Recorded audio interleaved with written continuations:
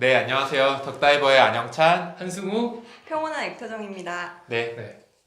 예, 뭐 이번 시간에는 저도 이제 교육을 받으면서 회사 교육 받으면서 느꼈던 사항들 관련해서 어떻게 이제 문제를 푸는지 좀 궁금해서 이제 좀 질문 드리려고 하는데 네. 우선은 이제 교육하면 회사에서 교육하면 그 현업의 입장에서는 되게 좀 딜레마가 있더라고요. 뭐냐면 나는 일이 많아서 막 쌓여 있는데 이 내 일하는 시간을 뺏어 가지고 이제 가야 되는 부담감 하나랑 그리고 한편으로는 여기 가면 쉬는 거야. 근데 자꾸 뭘 하래 귀찮아. 요거를 이제 어떻게 보면 그 교육 담당자를 잘 컨트롤해서 이끌어야 되잖아요. 맞아요. 진짜 어렵다. 되게 힘 빠질 것 같아. 네. 근데 정말 감사한 게 교육을 바라보는 시선이 되게 달라진 것도 있어요. 직원들의 시선도 많이 달라졌고, 저는 그 질문 주셨던 거에서 제일 중요하게 생각하는 게 내가 이 교육에서 의미가 있다라고 느끼면 몰입하는 것 같아요. 저는 그게 되게 중요한 것 같고, 교육에서 처음에 올 때 어떤 마음으로 왔냐고 하면 뭐 싫어하는데요 이런 경우가 되게 많았어요. 그렇죠. 그리고 사실 교육부서에서도 본인들은 교육을 기획하지만 또 바쁜 이유로 또 참여를 많이 못하는 경우도 있었을 때도 있었고요. 근데 지금은 저는 그 교육을 참여를 했을 때 내가 재미가 있거나 나에게 전달이 좀 잘 못하는 강사님도 있거든요. 그럼에도 불구하고 이 과정에서 나한테 써먹을 게 있거나 내가 궁금했던 거를 가려운데 긁어주는 그런 내용들이 있으면 몰입하는 거를 되게 많이 봐요. 그래서 결국 그런 과정들을 많이 설계하는 게 너무 중요한 것 같아요. 그러면 저는 반대로 또 궁금한 네. 거는 힘든 점. 이럴 때 정말 이거 어렵다. 아니면 이럴 때 너무 힘들다. 교육 담당자로서. 기획을 할 때 고민을 정말 많이 하거든요. 어떤 방향으로 하고 교육생의 입장에서 좀 철저하게 맞춰요.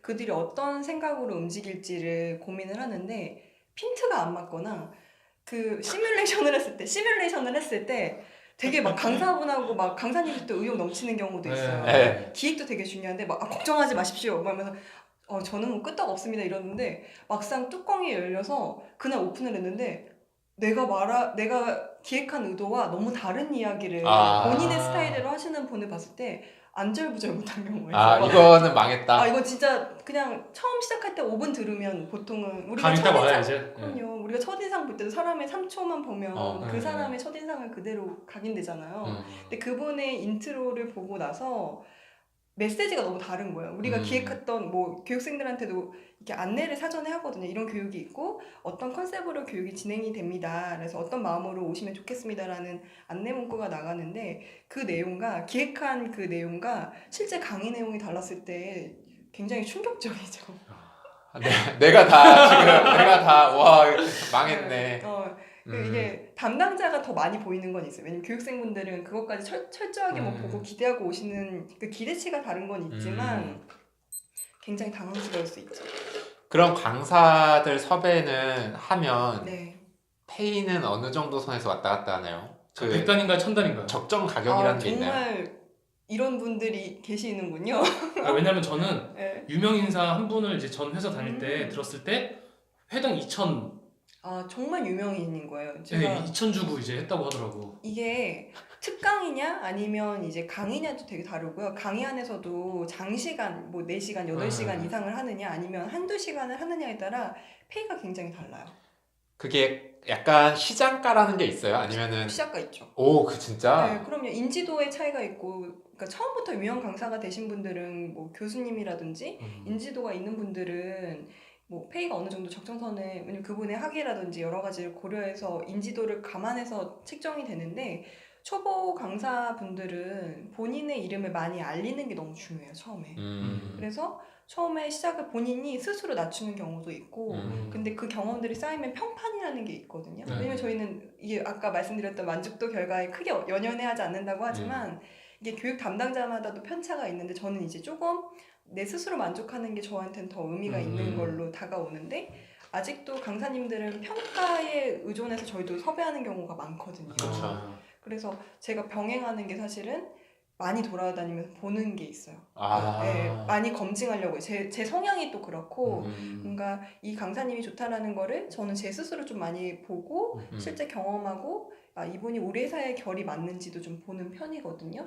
그렇게도 확인을 하고 강사님들의 평가에 따라서 또 금액 차이가 굉장히 스펙트럼이 넓어요.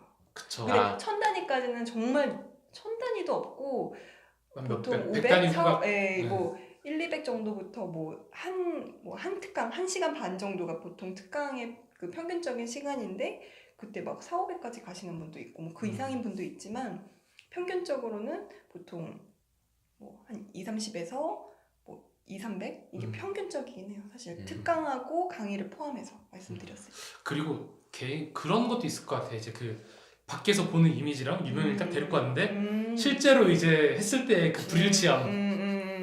예를 들어 되게 밖에서 되게 막 겸손한 컨셉을 하는데 막 스텝 이게 막 되게 막 무리하게 좀 봤거든요. 네네네. 이게. 저도 많이 봤어요. 아 네. 진짜? 네네네. 근데 이게 또 강의의 주제에 따라서 기대 심리가 있는데 그러니까 본인을 되게 많이 자기애 쪽에 예를 들면 네, 나를 그치, 많이 그치. 알고 나 자신을 알면서 뭐 나 자신을 알라 이런 식으로의 강의를 하시는 분이고 자기 이해가 되게 중요한 걸 아는데 본인의 이면은 평소에 그러니까 강의 현장에서 보여주는 모습과 그 무대 뒤편에서 보여주는 모습이나 사전에 설계할 때 되게 많은 커뮤니케이션을 하거든요. 네. 그때 보여지는 뭐 전문성이면 좋은데 또 그게 극도의 예민함으로만 비춰지는 때도 있고 그게 많은 분들은 대부분 일치하시는데 대중에 또 저의 기대가 좀 높아서 그 차이가 보일 때도 있는데 있긴 있어요. 그러니까 그분들을 컨트롤하는 것도 되게 어려울 것 같아요. 어떻게 보면. 컨트롤하기 쉽지 않죠. 왜냐면 네. 그게 이미 인지도가 높아서 어떤 분들 선택을 해요. 기업을 선택해요. 그러니까 본인이 뭐 서울하고 용인까지만 가겠다 이렇게 예. 기준을 정하시는 분도 있고 아니면 지방까지도 그러니까 본인이 어느 정도 역량이 되고 어느 정도 수요랑 공급이 많은지가 너무 중요한 것 같아요. 본인이 선택할 수 있는 풀들이 많으니까 시간은 한정되어 있으니까 본인이 선택해서 이제 기업을 고른다든지 지역이나 뭐 페이를 보고 나서 좋은 조건을 고른다든지. 근데 이게 그 강사님의 가치도 영향을 많이 미치는 것 같아요. 그러니까 어떤 분은 영리를 취하는 데서는 확실히 영리를 취하고 본인의 그 사명에 따라서 또 이 필요한 대상에 대해서 무료 강의를 하시는 분도 있거든요. 근데 이거는 뭐 내가 좀 명성을 좀 많이 얻고 싶다라는 분은 또 그걸 맞춰서 또 본인이 선택하는 것 같고 아니면 또 의미를 좀 많이 쫓고 있는 분들은 의미에 맞춰가지고 그 뭐 사회적 기업이나 뭐 그런 방향에 맞게 또 강의를 하시는 분도 있고 되게 다양한 것 같아요. 자 그러면 저는 그 생각도 드는데요. 액터정님도 그런 프로 강사로 전향하실 생각이 저는 있으신지 그쪽 세계의 어떤 페이와 그쪽 세계의 어떤 그런 것들에 대해서 어떻게 바라보시는지. 전 질문 그런 부분들은 뭐 강사님들도 그렇고 많이 물어봐 주셨는데 저는 정말 저에게 되게 많이 질문을 했어요. 내가 어떤 걸 할 때 가장 빛나는지에 대한 고민을 했는데 저는 우선 강의를 좋아하지 않아요. 그러니까 그걸 강의를 준비하면서의 스트레스가 생각보다 좀 있더라고요. 그래서 그렇게 전문 강사가 되고 싶다는 생각은 제 마음속에서는 아직은 아니었던 것 같아요. 연예인보다는 PD가 좋다. 표현이 너무 좋으시네요. 음. 네. 그리고 또 이쪽 뭐라 그래야 되나? 강의 산업이라 그래야 되나? 네. 이런 쪽이 뭐 그러면 이렇게 PD 역할을 하시는 거잖아요. 네. 그러면은 뭐 전공을 하고 이쪽을 지원하는 게 있는 건지 아니면은 사실 다들 어떻게 하다 보니까 관심 가지고 이쪽으로 오게 되는 건지.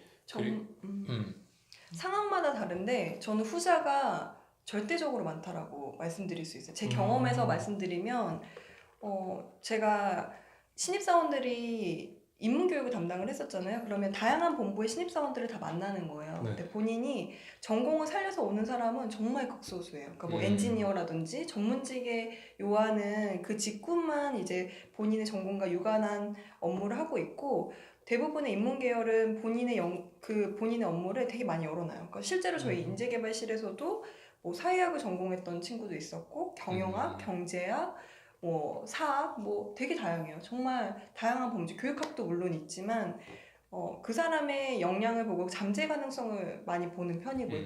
교육 쪽에서는 교육이 제일 중요한 게 사람들의 성장을 돕는 부서예요. 그러니까 그렇기 때문에 이 사람의 시작은 미약해도 이 잠재된 역량들을 계속 끌어올리는 게 우리들의 역할이거든요. 그래서 전공에 상관없이 그 성향이 너무 중요할 것 같아요. 내가 정말 이 사람들을 만나는 거에 사람을 많이 만나는 부서잖아요. 그런데 관심이 있는지 다양한 경험들을 좀 즐길 수 있는지 그리고 그런 거 좋아하는지 이런 게 더 중요한 요소인 것 같아요. 그리고 이쪽 그러면은 시장이 이쪽에 계시다가 내가 뭔가 이직을 하거나 더 좋은 제안이 들어오거나 했을 때 이게 옮길 수 있는 어떤 자유도라든가 뭐 어떤 아니면 이쪽 산업의 성장성? 사실 교육 산업이 저는 뭐 이렇게 확 커지진 않지만 은근히 네. 되게 많이 중요도가 높아가는 산업인 것 같다는 느낌은 들어요. 맞아요. 뭐 마이크 임팩트나 뭐 여러 가지 뭐지? 뭐 어쨌든 있어. 그치. 마이더스 IT? 뭐 그런 거. 네, 그런 업황은 네. 어떤 거 같으세요? 저는 되게 매력적인 앞으로도 유망한 직업이라 생각하고 근데 범주는 기업 교육에 국한하는 게 아니라 저는 기업에 있으니까 기업의 교육 담당자가 보통 기업 교육이라고도 많이 표현을 하는데 평생 교육의 범주로 굉장히 넓어질 거예요. 스펙트럼이 넓어질 거고 청소년부터 점점 이제 노년 계층이 많다면 실버 산업이 많기 때문에 이런 계층까지도 전체를 아우르는 그리고 기계가 대체할 수 없는 감성 중심이라든지 사람과 사람의 마음을 통해서 그 변화를 일으키는 것들에서 더 강화될 거라는 믿음이 있어요.